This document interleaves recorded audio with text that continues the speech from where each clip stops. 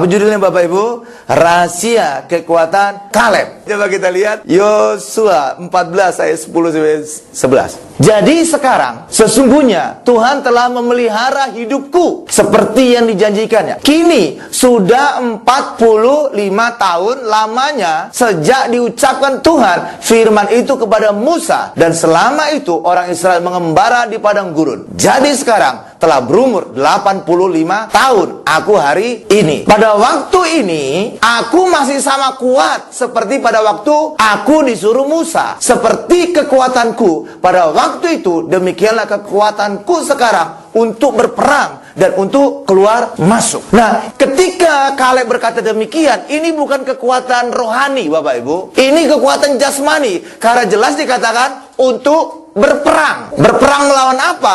Berperang merebut tanah Kanan dari orang-orang yang selama ini menghuni tanah Kanan. Dan lawannya kelas berat. Kenapa? Lawannya raksasa-raksasa. 10 pengintai lain itu sampai ketakutan. Kenapa? Penghuninya itu raksasa. Yosua Kaleb tidak takut Bapak Ibu. Dan inilah yang akan mereka perangi, melawan raksasa-raksasa. Jadi ini kekuatan jasmani. Tapi kekuatan jasmani ini dia dapatkan karena dia punya kepercayaan iman kepada Tuhan. Amin Bapak Ibu. Nah, ada sesuatu terjadi pada Kaleb pada usia 40 tahun Bapak Ibu. Ya, pada saat Musa mengutus dia sebagai mata-mata pengintai ke tanah Kanan. Kenapa Kaleb bisa seakan-akan berhenti tuanya Bapak Ibu? Kenapa seakan-akan umurnya walaupun bertambah tapi kekuatannya seakan-akan tetap sama? Saudara tahu kenapa? Karena dia punya iman, dia masuk tanah Kanan. Dan karena dia punya iman dan juga Yosua punya iman, maka Tuhan memelihara kehidupan dia tetap sehat, tetap kuat dan tidak mati. Dua ini saja orang yang lahir di Mesir yang masuk tanah Kanan. Bahkan Musa dan Harun nggak masuk Bapak Ibu. Hanya Yosua dan Kaleb yang masuk tanah Kanan. Karena itulah Tuhan memelihara kehidupan Yosua dan Kaleb. Kuat dia. Ya lah iya loh, kalau nggak kuat ya percuma juga masuk Kanaan. Udah jompo gitu Bapak Ibu. Nggak ada artinya. Benar Bapak Ibu? Tapi Tuhan membuat dia kuat, tetap kuat. Sama pada saat dia punya iman. Pada saat dia mengintai tanah Kanaan. Kami siap masuk. Kita kalahkan semuanya raksasa tadi. Haleluya. Karena itu juga bagi kita hari ini, ketika saudara punya iman, saudara warga kerajaan surga, saya yakin saudara pasti terpelihara sempurna oleh Tuhan. Saudara sehat, kuat, dan tetap berenergi. Haleluya. Jadi saudara tetap terpelihara sempurna, sehat. Nah, hari ini kita punya sarana lagi diberikan Tuhan. Dan itulah minyak dan anggur. Saudara tidak dirusakkan, saudara kuat. Itulah kita terima nanti perjamuan kudus. Ada orang, banyak orang berpikiran bahwa perjamuan kudus itu ada hukuman di dalamnya. Ketika perjamuan kudus salah dilakukan, seakan-akan orang bisa dihukum sehingga mereka menjadi lemah, sakit, dan banyak yang mati. Tapi sebenarnya saya ingin katakan, perjamuan kudus itu tidak ada hukuman di dalamnya. Walaupun saudara salah, tidak ada hukuman. Bagaimana penjelasannya Pak? Begini, lemah, sakit, dan mati itu sebenarnya adalah hukum alam. Ketika umur saudara bertambah, semakin tua, tiga ini pasti saudara alami. Umumnya demikian. Seluruh dunia juga ngalami. Ya, manusia ngalami, bahkan hewan juga ngalami. Ketika bertambahnya umur, pasti gejala pertama adalah saudara akan menjadi lemah. Berapa Ibu? Setelah lemah, masuk angin langsung encok gitu, langsung kerokan. Benar gampang sakit gitu kan? Benar? Jadi urutan kedua adalah sakit. Nah, kalau saudara gampang sakit, ya bisa tit gitu Bapak Ibu. Jadi sudah dekat gitu. Haleluya Bapak Ibu. Karena itulah ini udah hukum alam. Ini semua orang juga ngalami di dunia. Jadi ini bukan hukuman karena salah perjamuan kudus, tidak. Ini memang hukuman alam karena memang manusia jatuh dalam dosa, mereka menjalani hukuman ini. Jadi lemah, sakit, dan meninggal adalah urutan ketika bertambahnya umur. Tetapi Tuhan memberikan kita sarana perjamuan kudus supaya apa? Hukum alam ini dibatalkan dari kehidupan kita. Sehingga apa? Lewat perjamuan kudus, saudara tidak lagi lemah, tetapi menjadi kuat, beraktivitas, mantap. Dan kemudian saudara tidak lagi sakit-sakitan, tetapi menjadi sehat. Inilah dia. Lalu berikutnya apa? Saudara tidak mati muda, tapi mati sampai 120 tahun. Mantap. Amin. Jadi karena itu perjamuan kudus tidak ada hukuman di dalamnya. Lalu Pak, kalau seandainya kita salah perjamuan kudus Pak, dampaknya apa Pak? Dampaknya kuasa Tuhan tidak kita alami. Dan karena kita tidak alami, maka kita turut dihukum bersama dengan dunia. Yaitu tadi lemah, sakit, dan mati. Tapi bukan hukuman dari perjamuan kudus, tidak. Tapi hukuman yang memang telah jatuh atas dunia. Amin Bapak Ibu. Jadi seandainya salah perjamuan kudus, saudara tidak mendapatkan manfaat dari kuasa Allah pada perjamuan kudus. Itu saja. Jadi saudara dihukum bersama dunia yang lemah, yang sakit, dan mati muda. Tapi kalau saudara benar melakukan perjamuan kudus, maka kuasa Tuhan saudara bisa alami. Maka kelemahan dihilangkan sehingga saudara menjadi kuat. Penyakit dihilangkan saudara menjadi sehat. Mati muda dihilangkan sehingga saudara panjang umur. Jadi perjamuan kudus itu diberikan Tuhan supaya kita tidak dihukum bersama dengan dunia. Karena memang dunia sudah dihukum. Jadi perjamuan kudus itu bukan menambah hukuman dunia atas saudara, tidak. Tapi justru ditujukan untuk menangkal segala hukuman dunia. Tapi kalau seandainya salah saudara melakukannya, ya banyak di luar sana salah karena mereka menganggap perjamuan kudus itu lambang. Nah, manfaatnya nggak mereka dapat. Tapi kalau mereka benar, manfaatnya mereka dapat sehingga apa? Tidak lagi lemah, tidak lagi sakit, tidak lagi mati muda, tapi menjadi sehat, menjadi kuat, sehat dan panjang umur. Amin Bapak Ibu. Nah, sekarang kita lihat juga Allah menunjukkan rancangannya, jalan-jalannya kepada Musa, dan itulah sebenarnya penting kita juga bisa alami supaya kita juga tahu rancangan Allah di dalam kehidupan kita. Mazmur 103 ayat 7. Iya, siapa nih ia? Allah. Allah telah memperkenalkan jalan-jalannya kepada Musa, atau rancangan-rancangannya kepada Musa, perbuatan-perbuatan kepada orang Israel. Ini ada dua hal ini Bapak Ibu, ada dua hal. Pertama adalah jalan-jalannya. Apa itu jalan-jalannya? Itulah rancangan-rancangannya Allah Bapak Ibu. Jadi Allah memperkenalkan rancangan-rancangannya, jalan-jalannya kepada Musa. Jadi apa maksudnya rancangan itu? Adalah mengapa Allah melakukan sesuatu. Sedangkan perbuatan-perbuatannya adalah itulah perbuatannya Allah. Tapi orang Israel mendapatkan hanya perbuatan-perbuatan Allah, dan mereka mendapatkan tanpa mengerti maksudnya. Dan saya ingin katakan Bapak Ibu, adalah lebih penting untuk kita mengerti rancangan-rancangan Allah dibandingkan perbuatannya. Karena lewat kita tahu rancangan Allah, kita tahu motivasi Allah melakukan suatu mujizat, motivasi Allah melakukan suatu perbuatan. Karena ketika kita tahu motivasi Allah, kita bisa menyesuaikan diri dengan motivasi Allah itu, maka kita bisa terus mendapatkan perbuatan-perbuatan yang ajaib dari Allah. Tapi kalau hanya tahu, saudara hanya terima perbuatannya Allah tanpa mengetahui rancangannya atau jalannya, saudara bisa kehilangan, tidak tetap saudara mengalami perbuatan Allah yang ajaib. Nah, Musa mendapatkan hal itu, dan saya juga berharap kita juga mendapatkan rancangan dari sesuatu perbuatan Allah, maka kita bisa menyesuaikan diri dengan rancangan Allah, maka kita bisa berharap mujizat Allah terus kita alami dalam kehidupan. Amin Bapak Ibu.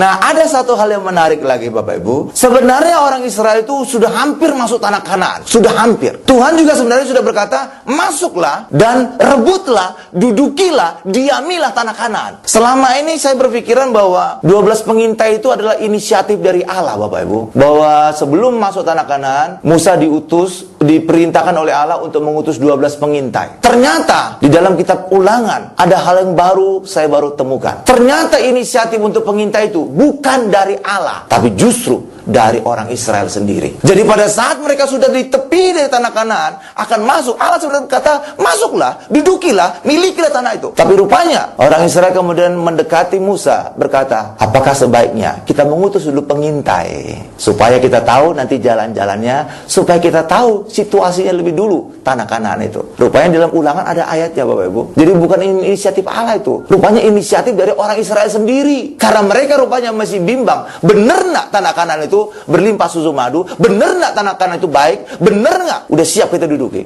Haleluya. Jadi rupanya inisiatif dari orang Israel sendiri. Sehingga apa kemudian dipilihlah pemimpin, 12 pemimpin dari orang Israel untuk kemudian diutus sebagai pengintai. Mana ayatnya Pak? Kita masuk pada bagian kedua, Ulangan 1 ayat 21 sampai 22. Ketahuilah Tuhan Allahmu telah menyerahkan negeri itu kepadamu, majulah dan dudukilah seperti yang difirmankan kepadamu oleh Tuhan Allah nenek moyangmu. Janganlah takut dan janganlah patah hati. Oke Bapak Ibu ya. Jadi perintah Allah itu sudah jelas untuk orang Israel segera masuk dan menduduki tanah Kanaan. Tapi lihat ayat 22-nya. Lalu kamu sekalian mendekati aku dan berkata, marilah kita menyuruh beberapa orang mendahului kita untuk menyelidiki negeri itu bagi kita dan membawa kabar kepada kita tentang jalan yang akan kita lalui dan tentang kota-kota yang akan kita datangi. Jadi inisiatif pengintai ini siapa Bapak Ibu? Orang Israel. Jadi bukan dari Allah. Ini ayatnya sudah dibuktikan. Selama ini saya berpikiran bahwa Allah yang punya inisiatif. Oh enggak. Rupanya ini adalah atas permintaan orang Israel. Rupanya mereka enggak terlalu yakin tentang tanah Kanaan yang dijanjikan Allah itu. Tidak, ya mereka ingin lihat dulu dengan mata mereka. Tapi apa yang terjadi? Oh justru bukannya mereka menemukan hal yang baik dan juga membuat mereka semakin termotivasi untuk masuk tanah Kanaan.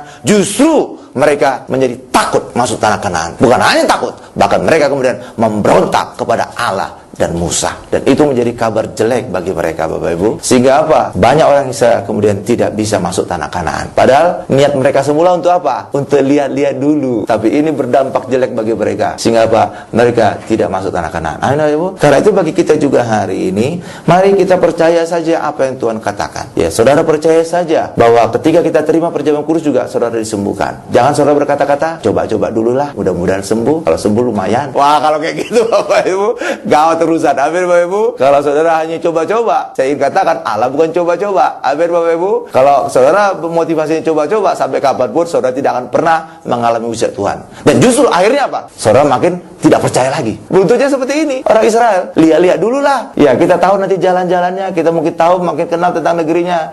Apa yang terjadi? Bukannya makin kenal, makin takut mereka, nggak berani masuk. Karena itulah bagi kita hari ini, mari kita percaya 100% bahwa apa yang menjadi firman Tuhan itu pasti iya dan amin. Dan ketika saudara berkata iya dan amin, terjadi benar-benar. Tapi kalau coba-coba dulu lah ya, siapa tahu sembuh, siapa tahu mengalami mujizat. Oh, sampai kapanpun tidak ada.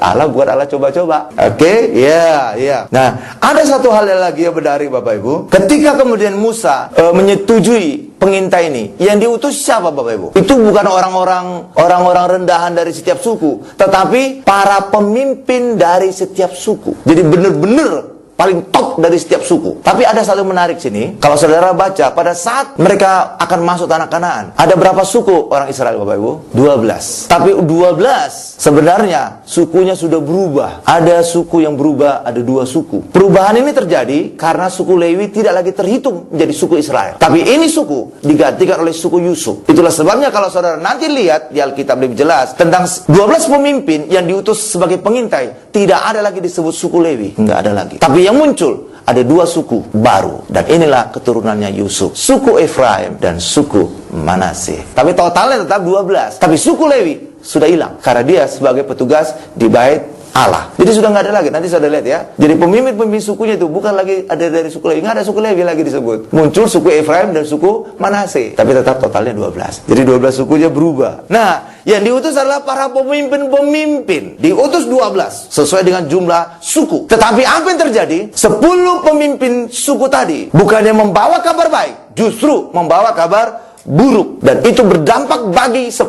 pemimpin itu. Bukan hanya itu, tetapi juga bagi orang Israel yang terhasut oleh ucapan mereka. Karena itulah Bapak Ibu, saudara harus hati-hati terhadap pemimpin. Pemimpin itu bisa memberkati saudara, pemimpin juga bisa membawa kehancuran kepada saudara. Itulah sebabnya firman Tuhan berkata, doakan pemimpinmu. Karena pemimpin yang baik akan menuntun kita kepada hal yang baik. Tapi pemimpin yang jelek bisa membawa saudara tersesat dan mengalami kehancuran. Karena itulah saudara juga rajin-rajin doakan pendetamu. Termasuk juga doain saya.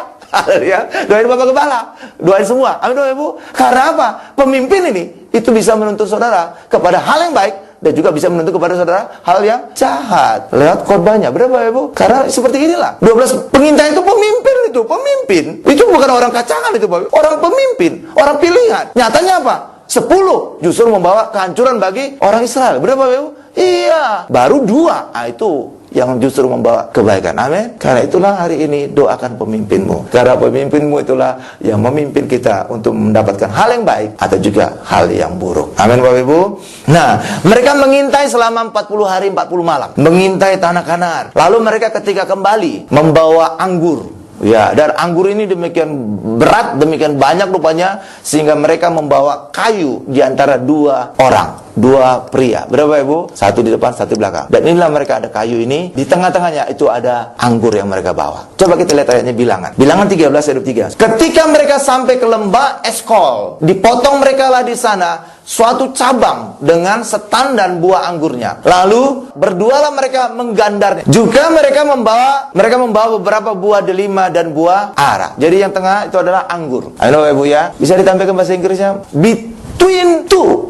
Staff ini tongkat. Jadi mereka membawa anggur di tengah-tengah tongkat yang dipikul oleh 2 orang. Between two staff. Dan ini punya arti apa? Gambaran salib. Jadi kita orang Kristen hanya bisa masuk tanah Kanaan kalau kita melihat salib Yesus. Orang Israel juga hanya bisa masuk tanah Kanaan kalau mereka melihat anggur hasil yang demikian besar ini. Disitulah mereka percaya benar tanah Kanaan, tanah yang diberkati, berlimpah susu dan madunya. Tapi nyatanya Mereka bukan melihat anggur yang mereka gotong ini, ya, waduh hasilnya luar biasa, dahsyat, subur, luar biasa, anggurnya gede banget tuh, sampai diangkat 2 orang. Tapi bukan itu yang mereka lihat, tapi mereka lihat raksasa-raksasanya. Mereka melihat diri mereka. Itulah sebabnya kesimpulannya menjadi salah. Dan itulah sebabnya mereka tidak bisa masuk tanah Kanaan. Mereka melihat raksasa, mereka menjadi takut. Mereka lihat diri mereka, waduh, seperti belalang. Harusnya mereka bukan lihat raksasanya. Seharusnya mereka bukan lihat diri mereka, tapi harus mereka lihat anggur di tengah tongkat tadi. Karena tongkat itu juga punya arti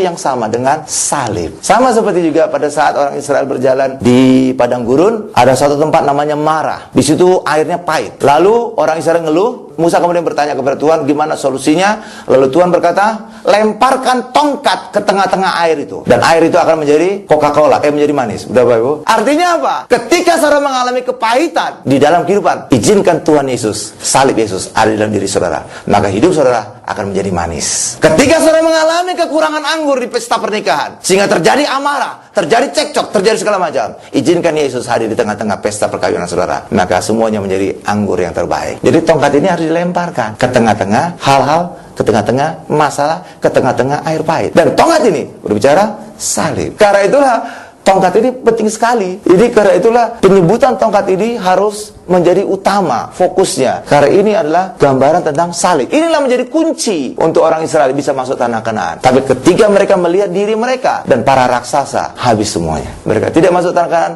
mereka mati di padang gurun. Tapi Yosua dan Kaleb melihat anggur tadi, melihat, oh, tanah itu luar biasa baik, hasilnya luar biasa. Artinya apa? Dia bukan lihat raksasanya, dia bukan lihat dirinya, tapi lihat anggurnya, hasilnya, berapa buahnya. Dan mereka kemudian melihat, jelas itu ada Tuhan. Tuhan ada di pihak kita, Tuhan akan memagari kita, melindungi kita, dan kita bisa merebut tanah Kanaan itu. Kenapa? Yosua dan Kaleb bukan melihat si raksasanya, bukan melihat diri mereka, tapi melihat hasilnya yang luar biasa, buah yang luar biasa, melihat Tuhan, dan mereka masuk tanah Kanaan. Hal yang sama juga dengan kita. Jangan lihat diri saudara siapa, jangan lihat diri saudara apapun kondisi saudara, tapi lihat Yesus. Itulah menjadi kunci untuk setiap kita masuk kerajaan surga. Amin Bapak Ibu. Tetapi ada satu hal lagi, 10 pengintai ini juga gambaran tentang Taurat. Mereka mengandalkan kekuatan mereka, mereka mengandalkan usaha mereka. Amin Bapak Ibu.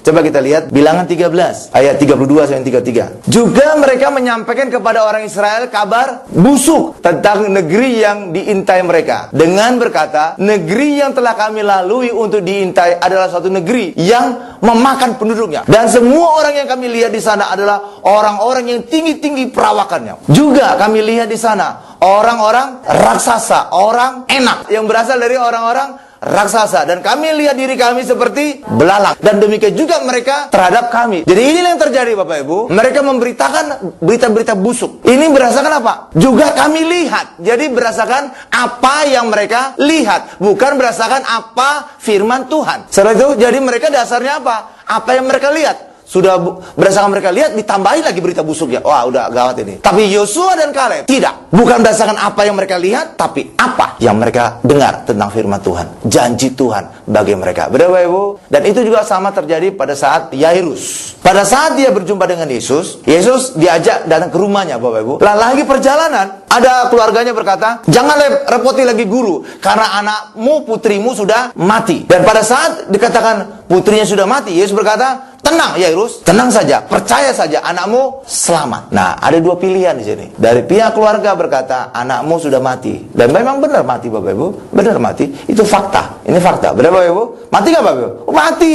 Tapi pada sisi lain, Yesus berkata apa? Tenang, percaya saja, anakmu selamat. Ini belum fakta, ini firman. Benar Bapak Ibu? Oke? Jadi Yairus diperhadapkan pada 2 pilihan ini. Apakah dia percaya fakta bahwa putrinya mati, dan memang itu benar mati? Apakah dia percaya kepada firman Yesus yang belum fakta, yang belum itu fakta? Benar Bapak Ibu? Itulah sebabnya harus ada iman di sini. Tetapi iman itu sebenarnya sudah bukti dari fakta. Sebab iman adalah dasar pengharapan dan bukti yang belum terlihat. Jadi sebenarnya ini di sini sebenarnya sudah ada buktinya, cuma masih cara iman. Amin. Karena apa? Iman adalah dasar pengharapan dan bukti yang belum terlihat. Haleluya Bapak Ibu. Oke, memang belum terlihat, belum. Tapi sudah ada buktinya saudara ini. Nah, nyatanya, oh puji Tuhan, Yairus memegang ucapan Yesus. Dan apa hasilnya? Fakta anaknya mati diubahkan menjadi anaknya dibangkitkan. Hal yang sama juga dengan kita. Mungkin faktanya saudara masih sakit. Mungkin faktanya adalah saudara mengalami masalah ekonomi. Mungkin faktanya ada masalah di rumah tangga saudara. Tapi ketika saudara percaya kepada firman dan iman itu, maka ada pengharapan, ada bukti yang belum terlihat. Maka saudara percaya sungguh-sungguh, saudara mengalami fakta tadi diubahkan dalam kehidupan saudara. Saudara tidak lagi sakit, tapi saudara disembuhkan. Saudara tidak lagi mengalami masalah ekonomi, tapi saudara dipulihkan, diberkati. Saudara tidak mengalami lagi masalah rumah tangga, tapi ada damai sejahtera di dalam rumah tangga saudara. Ayo Ibu, hari ini tetap ada dua pilihan tadi. Mari kita pegang firman Tuhan ini yang bisa merubah fakta yang sedang saudara hadapi hari ini. Amin. Sekarang kita masuk pada bagian yang ketiga. Si 10 pengintai tadi berkata begini Bapak Ibu. Waduh, matilah kita. Kita nanti ditelan oleh para raksasa. Itu perkataan 10 pengintai. Kalau perkataan Yosua dan Kaleb apa Bapak Ibu? Sebaliknya, kita yang menelan raksasa tadi. Saudara itu, itu dua hal yang berbeda. Kalau 10 pengintai berkata, kita belalang dan kita nanti ditelan oleh raksasa tadi. Itu ucapan 10 pengintai. Sedangkan ucapan Yosua dan Kaleb sebaliknya, kita yang menelan raksasa tadi. Kalau dalam versi bahasa Inggrisnya, kita menelan mereka sebagai roti. Jadi raksasa tadi sebagai roti. Ya, nanti bisa ditampilkan aja bener-bener roti, bread gitu Bapak Ibu. Kita lihat sekarang, kita masuk pada bagian ketiga. Jadi ketika mereka 10 pengintai tadi berkata, habislah kita ditelan. Bener-bener mereka ditelan, mereka mati Bapak Ibu. Tapi sebaliknya, Yosua dan Kaleb berkata, kita yang menelan mereka. Dan benar, mereka menelan raksasa dan mereka bisa masuk tanah Kanaan. Nah, orang yang punya berpikiran negatif seperti 10 pengintai tadi Bapak Ibu, habislah kita ditelan. Benar-benar akan habis Bapak Ibu. Dan orang-orang demikianlah yang bisa ditelan oleh setan. Karena itulah saudara hari ini jangan mau ditelan oleh setan. Kita yang menelan setan. Haleluya. 1 Petrus 5 ayat 8. Sadarlah dan berjaga-jagalah. Lawanmu si iblis berjalan keliling sama seperti singa yang mengaum-ngaum dan mencari orang yang dapat ditelannya, yang dapat ditelan. Tapi kalau orang yang menelan dia pasti takut.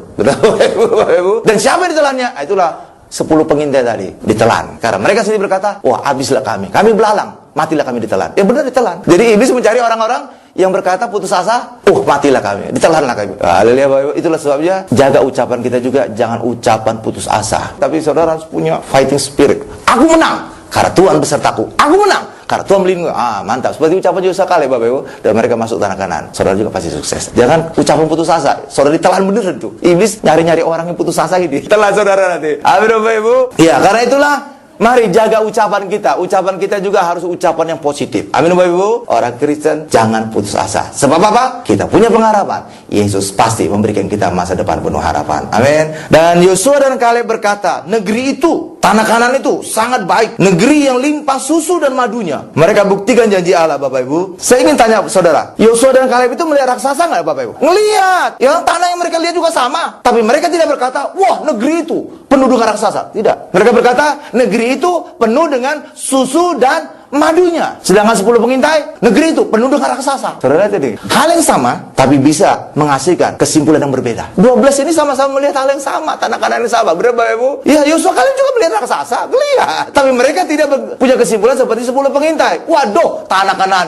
penuh dengan raksasa. Yosua Kaleb tidak berkata, tanah Kanaan penuh raksasa. Tapi penuh dengan susu dan madunya. Jadi mereka melihat buah yang berlimpah di tengah-tengah tongkat ini. Berlimpah susu dan madunya. Berapa Ibu? Jadi bukan melihat diri mereka dan bukan melihat raksasa di tanah Kanaan. Berapa Ibu? Hal yang sama juga dengan kita. Ya, jangan lihat masalahnya, lihat Tuhan kita yang bisa mengatasi masalah kita. Sama seperti orang Israel, ketika Goliat datang menantang, seluruh orang Israel hampir berkata, kita tidak berani karena lawan kita Goliat, raksasa yang terlatih sejak muda, perlengkapan senjatanya komplit. Daud, apakah Daud juga melihat Goliat? Oh, ngelihat dong. Nanti kan juga bertempur, benar? Apakah kesimpulannya sama dengan orang Israel pada umumnya? Tidak. Kenapa dia punya beda kesimpulan? Karena dia melihat Allah Israel yang hidup. Benar? Bukan melihat masalahnya. Padahal sebenarnya sama-sama yang mereka lihat. Goliat juga yang mereka lihat. Daud juga melihat Goliat. Benar? Orang Israel juga melihat Goliat. Benar Bapak Ibu? Tapi kesimpulannya berbeda. Kenapa? Karena orang Israel langsung lihat masalahnya. Sedangkan Daud melihat Allah Israel yang hidup, yang jauh lebih besar dibandingkan Goliat. Hal yang sama juga dengan kita. Masalah yang kita hadapi juga mungkin sama. Tapi hari ini, apakah saudara melihat langsung masalah saudara? Apakah saudara mengandalkan Tuhan mengatasi masalah saudara? Amin. Kita tutup khotbah kita dengan ayat ini. Bilangan 14 ayat 9. Hanya janganlah memberontak kepada Tuhan Tuhan, dan janganlah takut kepada bangsa negeri itu, sebab mereka akan kita telan. Bukan menelan Yosua dan Kaleb. Benar Bapak Ibu? Kalau 10 pengintai berkata apa? Kami yang ditelan. Kalau Yosua dan Kaleb berkata, kita yang menelan mereka. Wah, mantap Bapak Ibu. Ini baru mantap. Ya, kita telan mereka habis. Yang melindungi mereka sudah meninggalkan mereka, sedang Tuhan menyertai kita. Janganlah takut kepada mereka. Coba ditampilkan bahasa Inggrisnya. Berarti kan? Roti kan? Tuh. Jadi raksasa itu bukan lagi menakutkan, justru menjadi makanan yang memberikan kekuatan. Saudara, itu bread. Roti kan? Roti. Beda banget ya. 10 pengintai tadi. Benar Bapak Ibu? Kalau roti kita makan, kita jadi apa Bapak Ibu? Semakin kuat kan? Bertumbuh kan? Itulah sebabnya ketika saudara melihat masalah saudara menjadi masalah, maka saudara menjadi 10 pengintai. Tapi kalau ketika saudara melihat masalah saudara bersama dengan Yesus, masalah itu menjadi roti. Dan itu membuat saudara bertumbuh dan naik kelas. Sama seperti anak-anak saudara. Udah ujian atau sudah selesai ujian? Lagi ujian? Kalau anak saudara melihat ujian hanya sekedar ujian, mereka akan menjadi ketakutan. Tapi ketika anak saudara melihat ujian untuk dia naik kelas, itu bukan lagi ujian, tapi sesuatu yang luar biasa, yang baik. Benar Bapak Ibu? Karena di balik ujian itu membuat mereka naik kelas. Benar Bapak Ibu? Kalau anak kita melihat ujian sekedar ujian, menakutkan itu. Tapi kalau melihat ujian ini, di balik ujian ini mereka naik kelas, oh itu mantap, berkat itu. Saudara itu? Nah, sama dengan ini. 10 pengintai melihat raksasa sebagai raksasa, benar, menakutkan. Tapi ketika melihat raksasa itu menjadi roti, oh ini menyehatkan mereka. Yosua dan Kaleb. Lihat Bapak Ibu, saudara itu? Mari hari ini kita belajar dari Yosua dan Kaleb. Apapun masalah kita, jangan saudara lihat sebagai masalah, tapi hari ini, mari kita hadapi masalah itu bersama dengan Yesus. Justru masalah itu menjadi roti bagi kita, yang memberikan kita pertumbuhan, yang membuat kita naik kelas dan naik jadi kepala. Berikan kemuliaan luar biasa bagi kita Bapak Ibu. Haleluya. Tuh. Dan dikatakan lagi tadi, ya Tuhan melindungi Bapak Ibu, Tuhan menyertai. Hari ini juga sadari bahwa Tuhan melindungi saudara, Tuhan menyertai saudara, maka saudara tidak perlu takut. Amin Bapak Ibu. Haleluya. Jadi semua musuh-musuh pasti bisa dikalahkan. Karena itu jangan berontak kepada Allah, dan jangan takut kepada raksasa masalah saudara. Mari hari ini kita belajar dari Yosua dan Kaleb Bapak Ibu. Iya. Dan berontak dan ketakutan itu cenderung berbarengan. Cenderung itu sahabat karib Bapak Ibu. Ketika Adam dan Hawa memberontak kepada Allah, dosa, dan hasilnya apa? Ketakutan. Hal yang sama juga dengan orang Israel. Ketika mereka ketakutan, ujungnya pemberontakan. Jadi seperti sahabat itu. Jadi ujungnya terserah. Ada yang awalnya dari ketakutan, maka berujung kepada pemberontakan, seperti 10 pengintai. Sedangkan Adam dan Hawa berujung dari pemberontakan, ujungnya adalah ketakutan. Ini sahabat karib. Haleluya. Bagi kita hari ini, saudara jangan takut, saudara jangan memberontak. Hari ini tahu perlindungan Tuhan menyertai kita, dan itu membawa kemenangan bagi setiap kita, membuat setiap kita naik, membuat kita selalu jadi kepala. Dan akhirnya Yosua dan Kaleb masuk tanah Kanaan, maka setiap kita juga hari ini masuk tanah Kanaan, masuk kerajaan surga, dan hidup kita terus berkemenangan. Amin. Berikan kemuliaan paling dahsyat, paling lama bagi Tuhan Yesus. Kita tundukkan kepala kita.